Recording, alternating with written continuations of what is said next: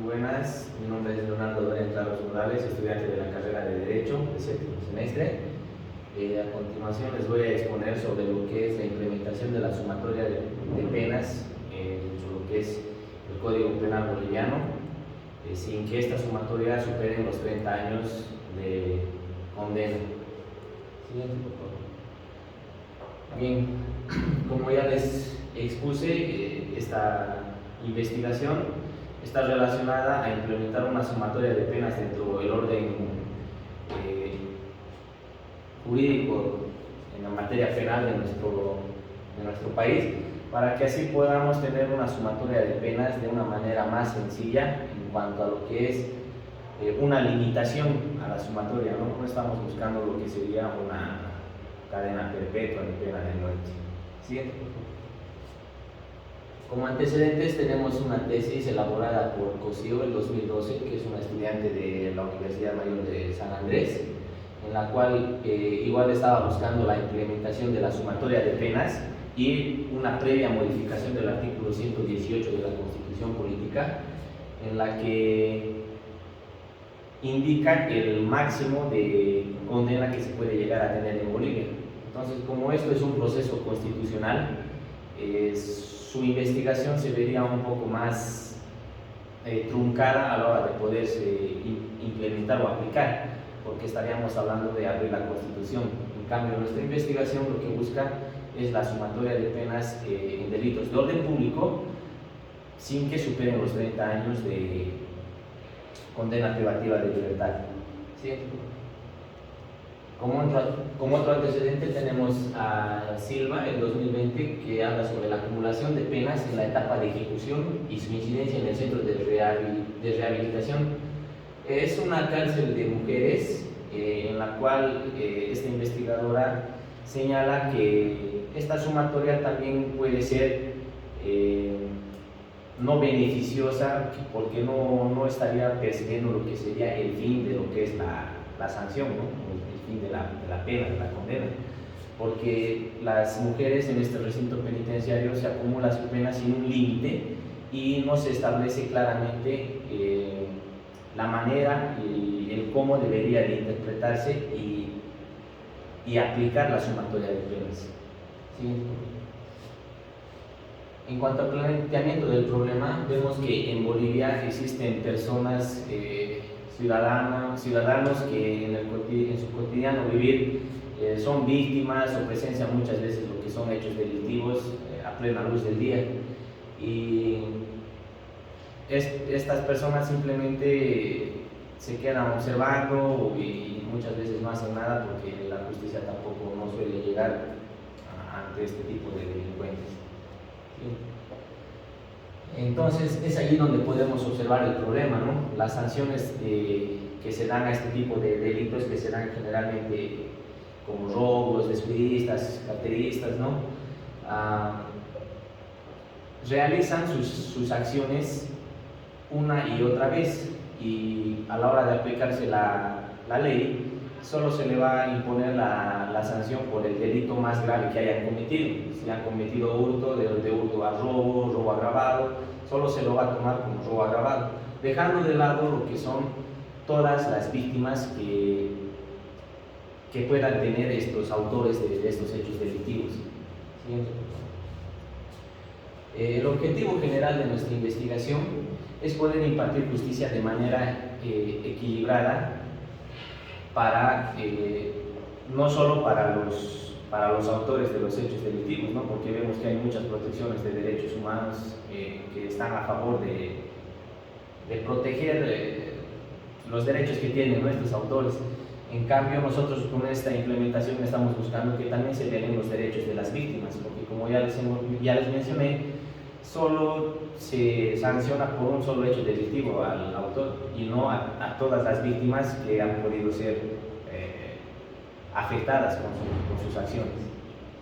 En cuanto a los objetivos específicos, tenemos que es adecuar la sumatoria de penas en el Código Penal, estudiar sus repercusiones sociales, minimizar los actos antijurídicos cotidianos, administrar justicia de manera equitativa y comprobar que las víctimas estén satisfechas con las penas que se les vayan a aplicar. Como marco conceptual hemos recolectado distintos tipos de investigaciones previas sobre nuestro tema, ya que no es desconocido y se aplica esta sumatoria de penas en otros países, incluso en los que no son parte de organizaciones internacionales que aplican la pena de muerte todavía, ¿no? Como es China, Japón o España y Portugal, que todavía aplican lo que es la cadena perpetua. ¿Sí? En el marco contextual podemos citar al señor Torres, que nos indica que de forma genérica el contexto es el entorno físico de una situación, ya sea político, histórico, cultural o de cualquier otra índole en el cual se considera un hecho. En este caso nuestro contexto es nuestro país de Bolivia, que se encuentra en el centro de Sudamérica, con una superficie de 1.098.581 kilómetros cuadrados. Bien, ahora pasamos a lo que es el marco jurídico, empezando por la Constitución Política del Estado.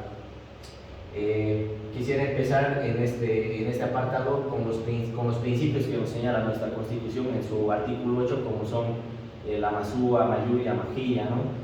No seas ladrón, no seas mentiroso, no seas flojo, o el ñandereco, tecocari, marey, capajñán, que son principios que van a establecer el inicio de donde tiene que nacer toda la demás normativa, lo que tendría que perseguir, ¿no?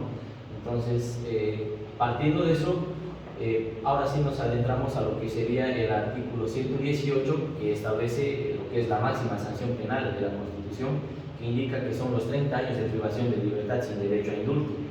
Es por eso que nuestra investigación se está centrando en respetar este límite que la misma Constitución nos está planteando. En su artículo 23, toda persona tiene derecho a la libertad y seguridad personal. Como ya les dije, lo que estoy buscando con esta investigación es que también se proteja la libertad y la seguridad de las personas civiles.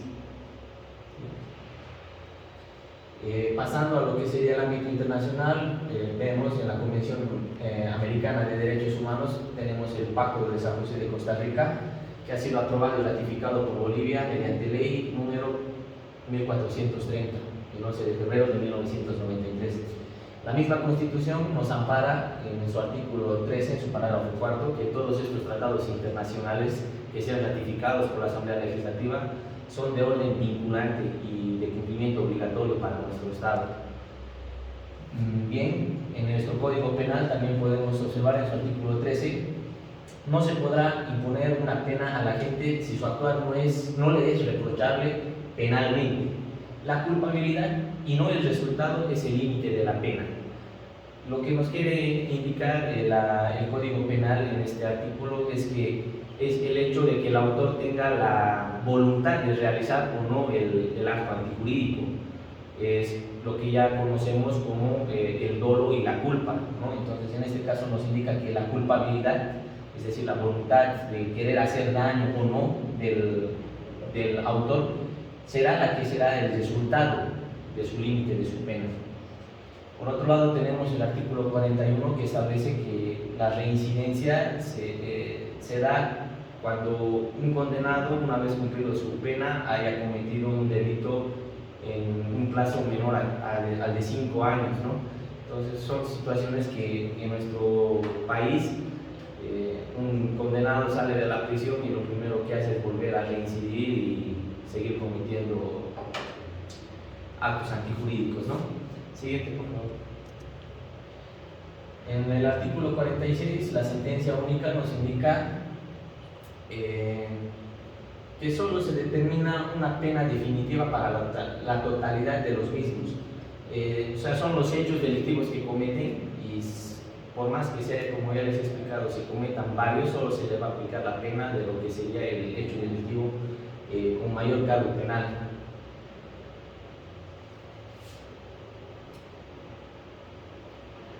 Bien, ahora vamos a pasar a lo que es el diseño metodológico de nuestra investigación.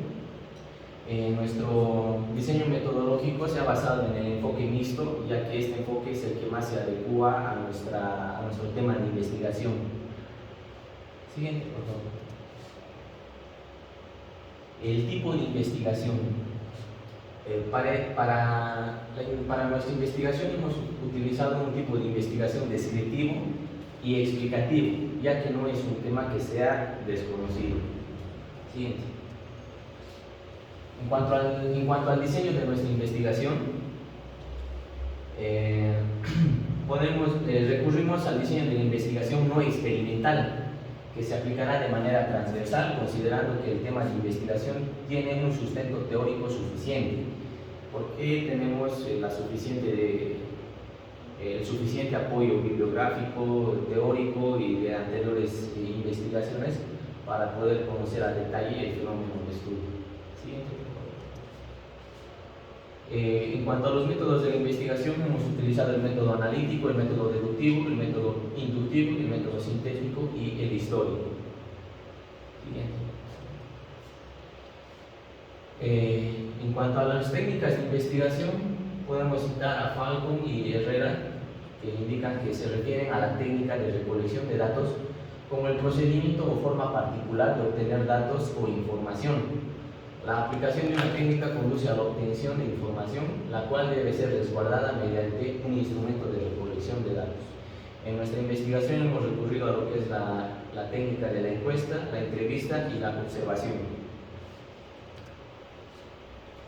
Como instrumento de investigación podemos inferir que un instrumento de investigación es cualquier recurso del que pueda valerse el investigador para acercarse a los fenómenos y extraer de ellos la información requerida. Este instrumento sintetiza en sí toda la labor de la investigación, resume los aportes del marco teórico al seleccionar datos que corresponden a los indicadores y por lo tanto las variables o conceptos utilizados. En cuanto a la población, podemos citar a Rubin, que indica que es un conjunto de todos los elementos que estamos estudiando, acerca de los cuales intentamos sacar conclusiones. La población, que en este caso que nosotros hemos tomado, está conformada por 200 personas del departamento de Cochabamba, ya que en este departamento se centran ciudadanos del interior del país y con los cuales compartimos igual rasgos culturales y sociales, ¿no? Siguiente, por favor. De esta población hemos tomado una pequeña muestra en la cual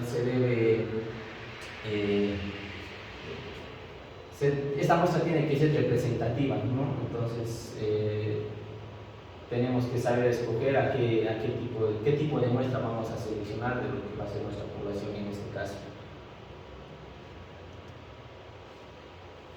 Eso sería en cuanto a lo que es mi tema de investigación. Muchas gracias, hasta luego.